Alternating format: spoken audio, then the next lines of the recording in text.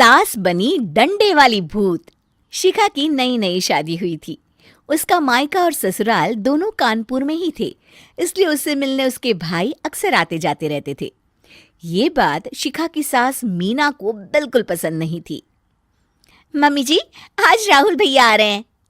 कौन, तेरे चाचा का लड़का? जी मम्मी जी। अरे पर वो तो दिल्ली में रहता है ना।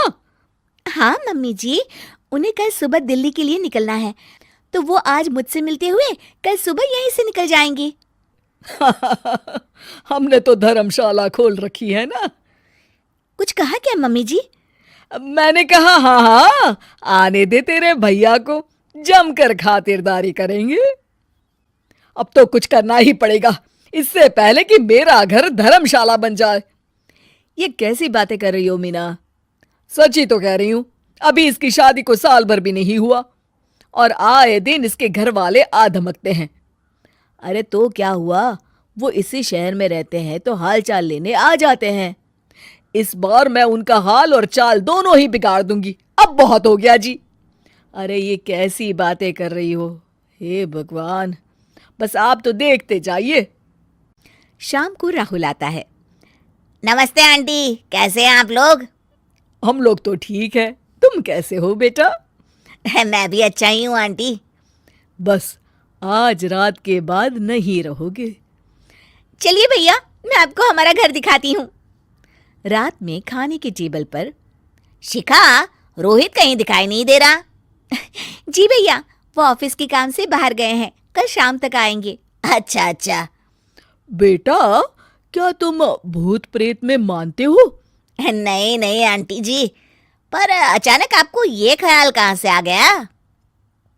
पता नहीं क्यों, कभी कभी मुझे लगता है जैसे रात के समय बैठक में कोई घूमता रहता है। ये आप क्या कह रही हैं मम्मी जी? हाँ, तुम लोग घबरा ना जाओ, इसलिए मैंने आज तक इस बारे में कुछ नहीं कहा। ये आपका वहम होगा आंटी जी, ऐसा कुछ नहीं होता। हो सकता है। चलो अब मेरा सोने का टाइम हो गया है तो चलती हूँ मैं। शिखा बेटा, राहुल के सोने की व्यवस्था वहीं दीवान पर कर देना। जी पापा जी। अब चलिए भी। अच्छा, तो बैठक में सोने वाले हैं साहबजादे। क्या बड़बड़ा रही हो? कुछ नहीं, आप सो जाइए। मीना और महेश के सोने के बाद शिखा और राहुल आपस में बात कर रहे होते हैं, तभी डोरबेल बजती है। अरे आप! सरप्राइज! काम जल्दी खत्म हो गया तो मैं आज ही चला आया। ये तो बहुत अच्छा किया। देखिए राहुल भैया भी आए हुए हैं, आप दोनों का मिलना भी हो जाएगा। कैसे हो रोहित? मैं तो ठीक हूँ भैया। शिखा, मैं भी आज यहीं सो जाता हूँ, राहुल भैया से बातचीत भी हो जाएगी। अच्छा अच्छा, ठीक है। मीना आधी रात को उठती है, कंबल मुंह से पैर तक ओढ़ के डंडा लेके बैठक में आती है और देखती है दीवान पर चादर ओढ़े कोई लेटा हुआ है। देखो तो कैसे मजे से सो रहा है बहन के ससुराल में।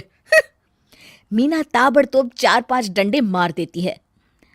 अरे मर गया, अरे बचाओ बचाओ, कौन है? मीना जल्दी से अपने कमरे में भाग जाती है। हे भगवान, ये मैंने क्या किया? ये रोहित कहाँ से आ गया? लगता है ये नालायक राहुल मेहमानों वाले कमरे में सो गया होगा। आज तो इसकी खैर नहीं। उधर बैठक में, अरे क्या हुआ रोहित? मैं बाथरूम में था, तुम्हारे चिल्लाने की आवाज सुनी। पता है भैया, मैं सो रहा था, अचानक से कोई आकर मुझे डंडे मारने लगा। ये क्या कह रहे हो? लगता है तुम भी आंटी की तरह भूत प्रेत में मानते हो। नहीं नहीं भैया, सच में कोई आया था। मैं तो जा रहा हूँ मेहमानों वाले कमरे में सोने के लिए। इस समय अपने रूम में जाऊंगा तो शिखा की नींद खराब हो जाएगी। ठीक है भाई, जाओ तुम, जहां तुम्हारा भूत डंडा लेके ना आ सके। थोड़ी देर बाद मीना कंबल ओढ़ के डंडा लेकर मेहमानों वाले कमरे में पहुंच जाती है। वो बिस्तर पर सोए रोहित को फिर डंडों से मारने लगती है। अरे मर गया, अरे मर गया। तू भूत प्रेत में नहीं मानता ना? ये ले, अब डंडे खा। हैं? ये तो माँ की आवाज है। रोहित कंबल खींच देता है। बेटा तू! अरे ये क्या कर रही हो माँ? मार मार के मेरा भरता बना दिया आपने। माफ कर दे मेरे लाल, मैंने तो तुझे ही मार मार के लाल कर दिया। मैं तो उस राहुल के बच्चे को सबक सिखाना चाहती थी। राहुल भैया को? हाँ बेटा, मुझे लगा अगर उसे डंडे मारूंगी तो शिखा के मायके वाले यहाँ आना छोड़ देंगे। हे भगवान, माँ ये घर शिखा का भी है, उसके घर वाले जब चाहे आ सकते हैं। हाँ बेटा, आज मुझे भगवान का इशारा समझ में आ गया। मैं कितना गलत करने चली थी और अपने ही बेटे को चोट पहुंचा दी। अब चुपचाप जाके सो जाओ माँ, और किसी को कुछ बताने की जरूरत भी नहीं है। शिक्षा दूसरों का बुरा चाहने वालों के साथ भी बुरा ही होता है।